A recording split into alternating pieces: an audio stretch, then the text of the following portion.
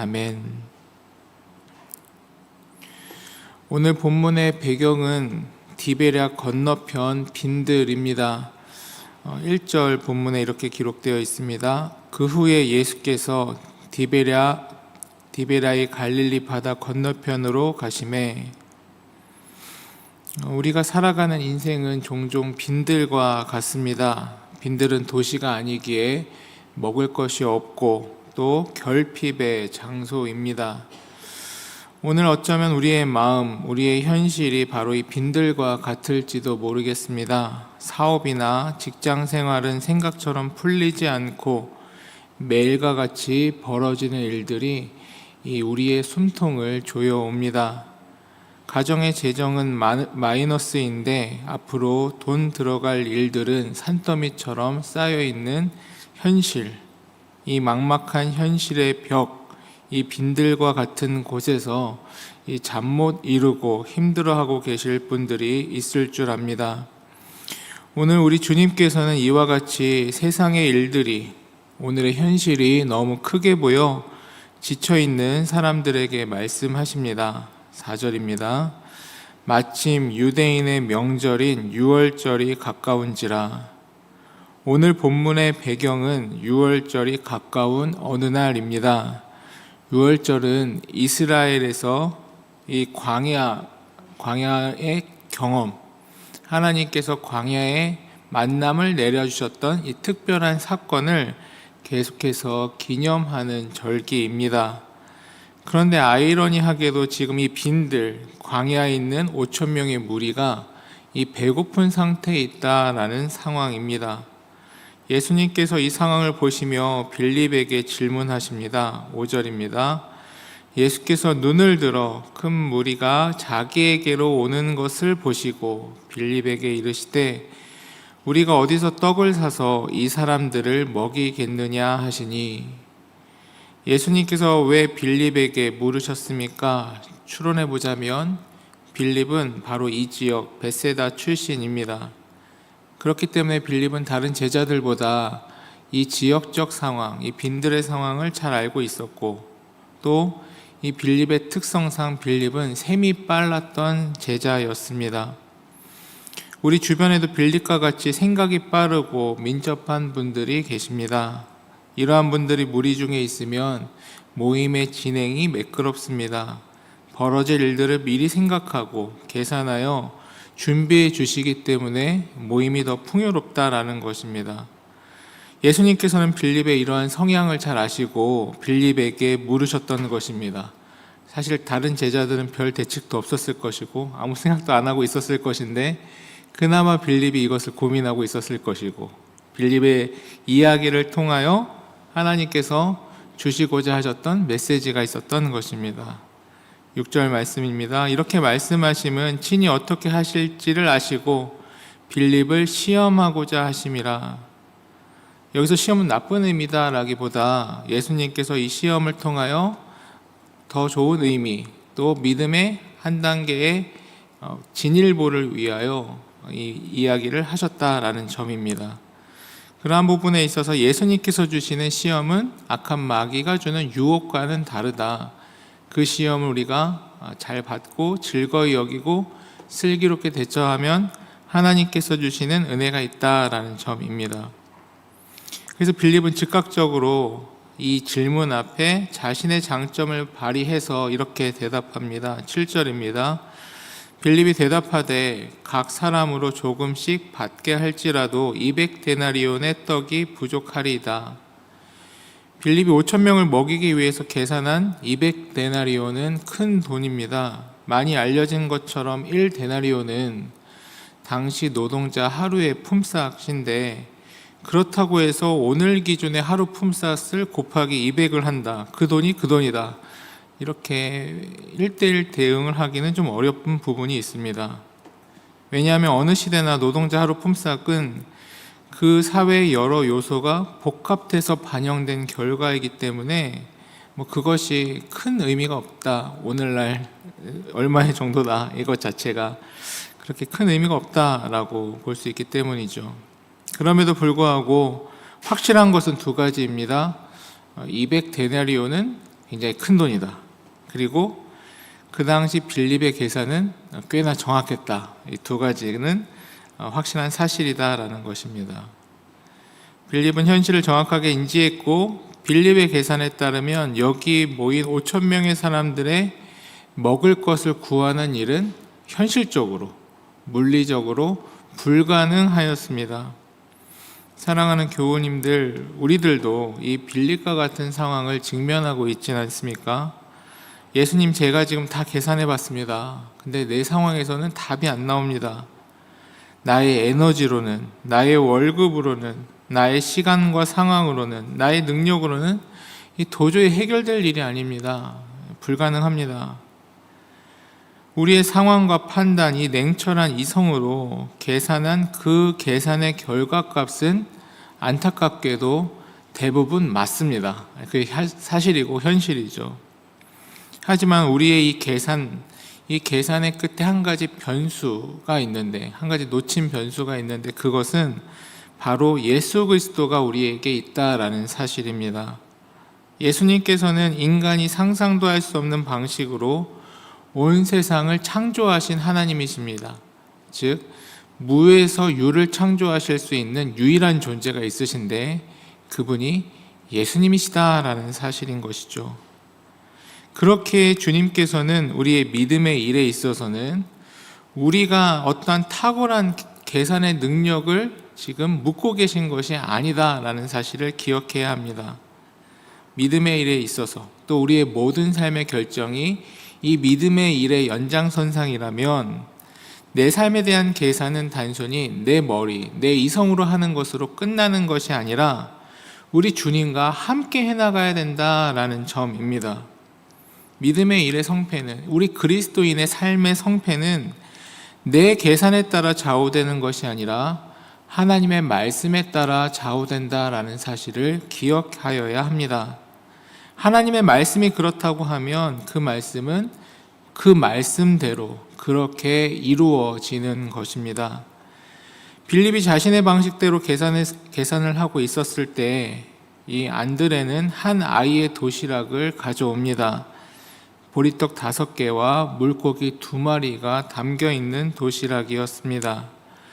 당시 보리떡은 가장 가난한 사람들이 먹던 거친 음식이었고 물고기 2마리 역시 떡과 함께 먹는 아주 작은 절임 생선이었습니다. 빌립이 거창한 200데나리온이라는 이 계산과 비교할 때는 200데나리온 앞에는 아주 초라하고 작은 도시락에 불과하였다라는 사실입니다. 하지만 예수님의 일은, 하나님의 일은 세상의 계산 방식으로 이루어지는 것이 아니었습니다. 10절 11절입니다. 예수께서 이르시되 이 사람들로 앉게 하라 하시니 그곳에 잔디가 많은지라 사람들이 앉으니 수가 5천 명쯤 되더라. 예수께서 떡을 가져 축사하신 후에 앉아있는 자들에게 나눠주시고 물고기도 그렇게 그들의 원대로 주시니라. 11절에 축사하다라는 이 단어는 즉 감사하다라는 의미를 가지고 있습니다.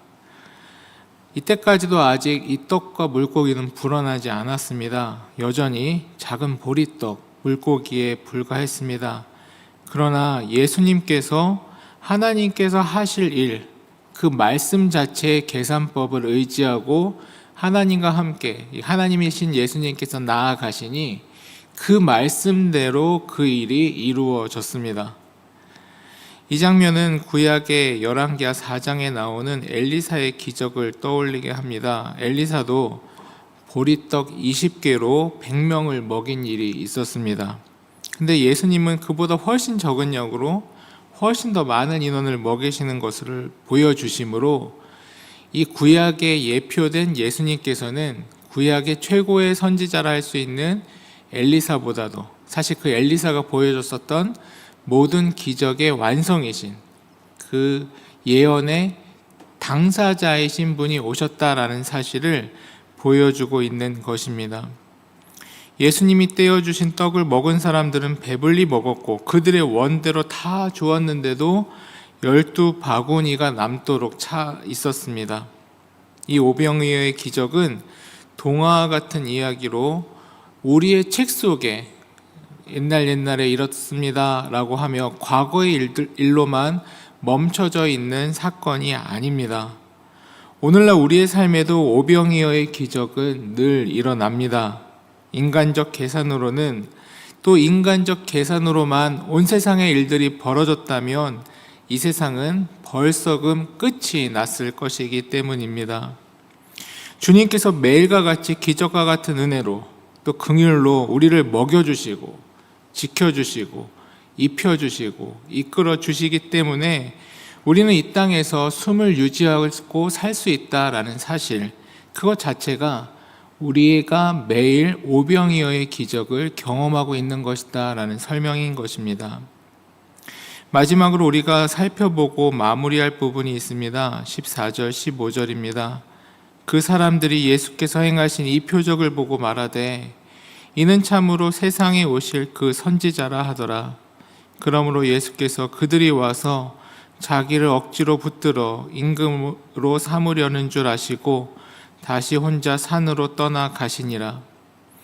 이 오병이어를 경험한 군중은 예수님을 세상에 오실 그 선지자라고 부르며 억지로 붙들어 임금을 삼으려 하였습니다.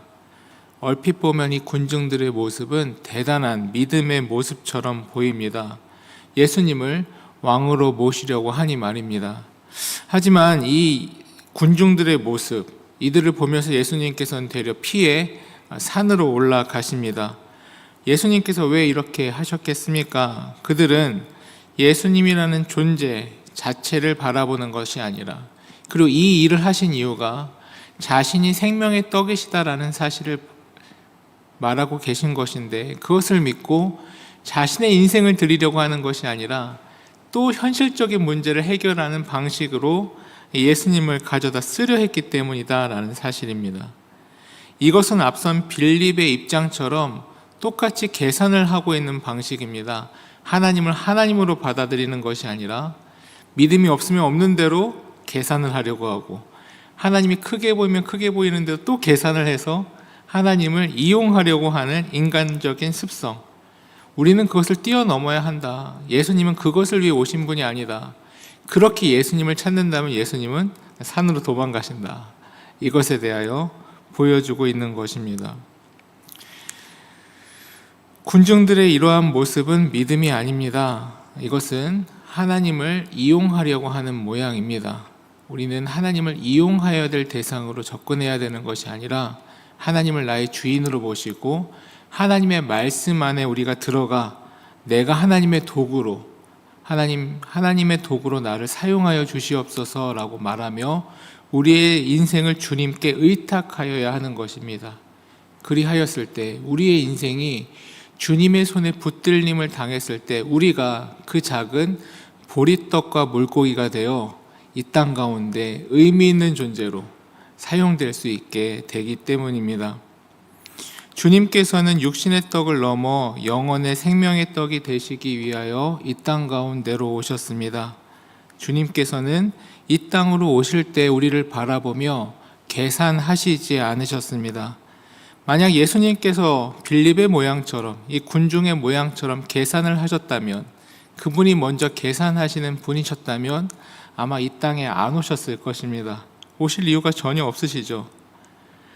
잃을 것이 가장 많으셨던 주님께서 아무 계산 없이 우리를 위하여, 사랑을 위하여 오셨기 때문에 주님께서는 십자가 위에서 자신의 살을 찢으시며 친히 그 오병이어의 살이 되어 주셨습니다. 그 엄청난 사랑 앞에 우리는 계산기를 두드리는 모습을 여전히 가지고 있다면 그것은 가장 어리석은 모습이다 라는 사실을 오늘 오병이어 사건은 우리에게 보여줍니다. 우리는 이제 계산기를 내려놓고 오직 주님만이 내 삶의 주인이심을 고백하여야 합니다. 예수님의 손에 나라는 보리떡을 맡겨야 한다라는 사실입니다. 주님께서는 우리 각자를 어떻게 하여야 할지 이미 다 알고 계십니다. 주님의 손에 우리가 붙들림 받는다면 보잘것없는 우리는 주님의 계획 아래 가장 위대하게 사용될 것이기 때문입니다. 우리 가족을 향한, 우리 자녀를 향한, 우리 교회와 나라를 향한 이 놀라운 오병이어의 기적을 바라고, 주님, 우리 가족을 붙잡아 주십시오. 우리 자녀를 붙들어 주십시오. 내 인생을 붙들어 주십시오. 우리 교회와 이 나라를 하나님의 손에, 하나님의 계획에 이끌려 아름다운 곳으로 인도하여 주시옵소서. 이렇게 구하며 나아가시는 모든 교우님들 되시기를 주님의 이름으로 축원합니다. 함께 기도하시겠습니다.